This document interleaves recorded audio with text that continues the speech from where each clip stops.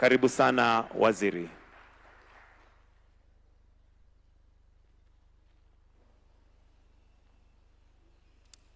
Thank you very much.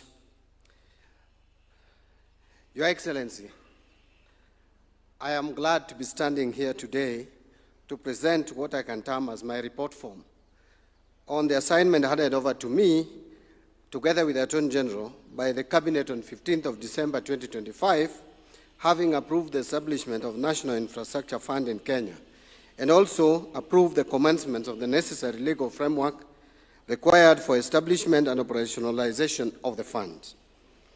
My appreciation, Your Excellency, goes to the leadership of the National Assembly, and more particularly the Committee of Finance and Economic Planning, who efficiently managed this process and delivered the final bill in a record time.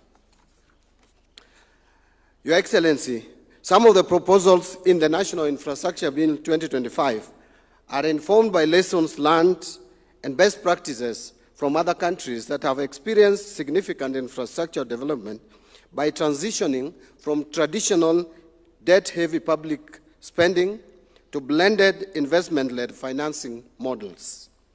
We studied successful models from jurisdictions including India, Singapore, Saudi Arabia, South Africa, Nigeria, Germany, and Canada, among others. Your Excellency, it's also worth noting or saying that signing of the National Infrastructure Act into law is the wider delivery of the Kwanza Manifesto as approved by Kenyans in the last election, and this was a promise which was in black and white in that manifesto. And Your Excellency, allow me to blow my own trumpet and affirm that I am a fast learner in this regard, and I can ably explain that manifesto even though I was not part of it at the time.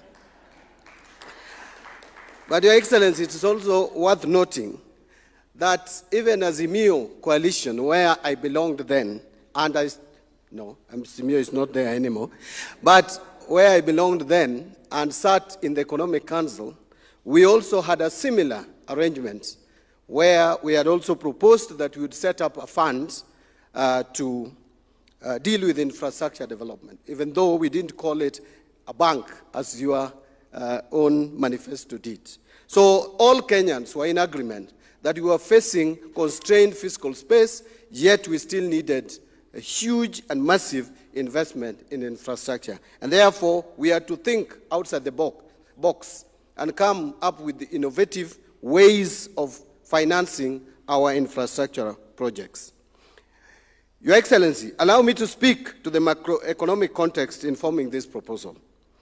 Kenya's fiscal position places real constraints on policy choices.